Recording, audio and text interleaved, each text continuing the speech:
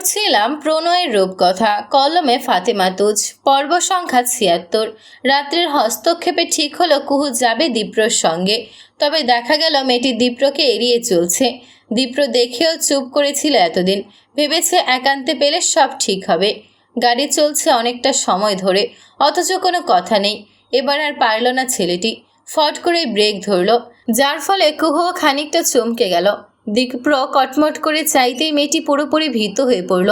কি সমস্যা? কদিন ধরে এড়িয়ে যাচ্ছিস, কতক্ষণ ধরে পাশে আছিস, একটা কথাও বলছিস না। সমস্যা কি তোর? প্রথমে একটু ভয় লাগলেও এবার ভয় লাগলো না কুহুর। ও অন্য পাশ ফিরে বলল, কোনো সমস্যা নেই। দীপ্র আশ্চর্য হয়ে পড়ল। এই মেয়েটি কি চায়? চাই সে মরে যাক? ওর খুব রাগ হচ্ছে। ও এবার মেয়েটিকে টেনে ঘুরালো নিজের দিকে। সঙ্গে সঙ্গে মেয়েটি কেঁদে ফেলল। দীপ্রর যতটা রাগ ছিল তা মুহূর্তেই গলে পড়ল। নরম হয়ে বলল, কি হয়েছে বলবি তো? না বললে বুঝবো কিভাবে? কেন বুঝবেন না? সবই তো বুঝেন, সব কিছুই তো আপনার ইচ্ছেতে হয়। দীপ্র এবার সত্যিই ধরতে পারেনি।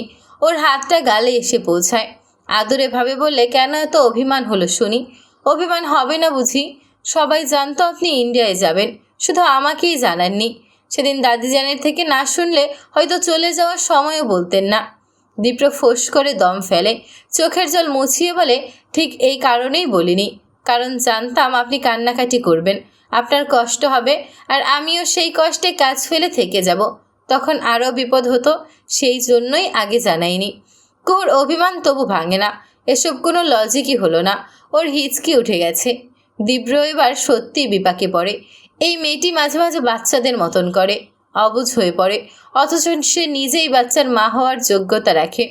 দিল্লি এয়ারপোর্টে নামার পর বেশ বড় একটা জার্নি করে তবেই হোটেলে পৌঁছলো ওরা। ভীষণ ক্লান্ত দুজনেই। দীপ্রর কোল ঘেঁষে লাউঞ্জে বসেছিল কুহু। মেয়েটির খুব মাথা ব্যথা করছে। একজন স্টাফ এসে বলল, স্যার, রুম রেডি। চাবিটা হাতে তুলে দিতেই কুহু দেখল দুটো রুমের চাবি। ও মিনমিন সুরে বলল, আমরা কি একসাথে থাকবো না? দীপ্র স্বাভাবিকভাবেই বলল না।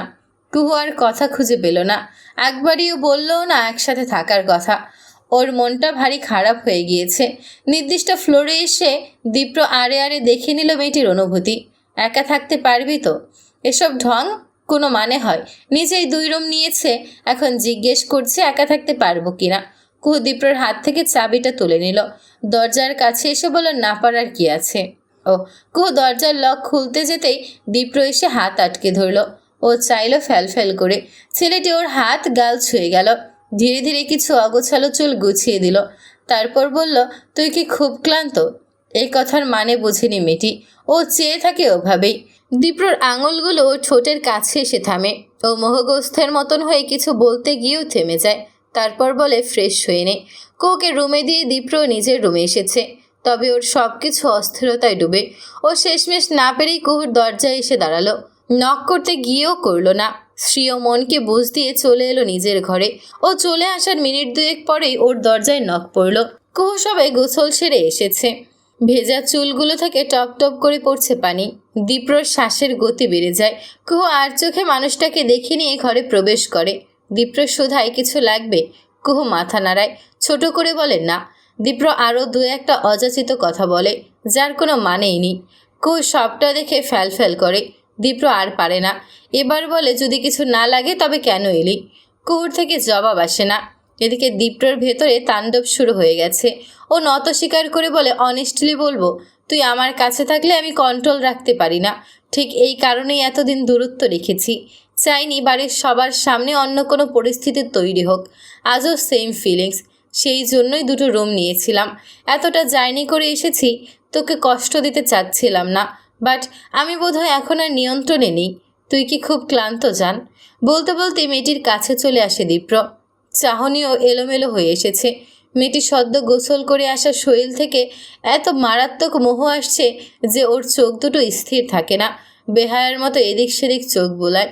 আর যতবার চোখ বোলাচ্ছে ততবারই নিয়ন্ত্রণ হারাচ্ছে। কুহুর যে কি হয়, ও ফট করেই দীপ্রর খুব ঘনিষ্ঠ হয়ে যায়। ছেলেটির পায়ের উপর পা রেখে একদম গলা জড়িয়ে ধরে। ওর সঙ্গ পেয়ে দীপ্রর হাতখানাও মেয়েটির কোমরে এসে পৌঁছায়। ছুঁয়ে যায় অশান্তভাবে। শক্তপোক্তভাবে আঁকড়ে ধরতেই কুহুর অভিমানের মতন বলে, এমনিতেও তো কাছে আসেন না, আজও দূরত্ব রাখতে চাচ্ছেন। আপনি এত খারাপ কেন দীপ্র ভাই? দীপ্র বুঝতে পারে মেয়েটিও তার মতো অশান্ত হয়ে পড়েছে। দুজনের নিঃশ্বাসই ভারী হয়ে গেছে। ও দৃষ্টি নামায়। দীপ্র ডাকে, সোনা, আমি ভেবেছি তোর কষ্ট হবে। এত জার্নির তো অভ্যাস নেই, তার উপর সমস্ত রাস্তায় ক্লান্ত ছিলি, মাথা ব্যথাতে কেমন শুয়েছিলি। আমি ধৈর্য ধরতে ধরতে এখন এতটা অধৈর্য হয়েছি যে আর নিজেকে ভরসা করতে পারি না। তাই ভেবেছিলাম আজ আলাদা রুমে রেস্ট নে, কিন্তু এখন এখন তুই যখন এলি আমি নিজেও কন্ট্রোলে নেই। তোর সঙ্গ আমাকে বন্য করে তুলেছে। এখন আর পেছনে ফিরতে পারবো না, তুই চাইলেও না। তোর কি খুব কষ্ট হবে জান? কষ্ট হলেও একটু সহ্য করে নিতে পারবি না? পারবি না বল? বলতে বলতে দীপ্র এক হাত কুহুর হাঁটুতে চলে যায়। কায়দায় মেয়েটিকে পাচাকলে তুলে নেয়। কুহুর মুখ এসে ঠেকেছে দীপ্রর বুকে, হাত দুটো শক্ত করে গলা জড়িয়ে রেখেছে। দীপ্র ডাকে, কুহু আমার জান, I promise, even you tonight feel painful, the joy waiting for us afterward will be far more beautiful, just hold on to me.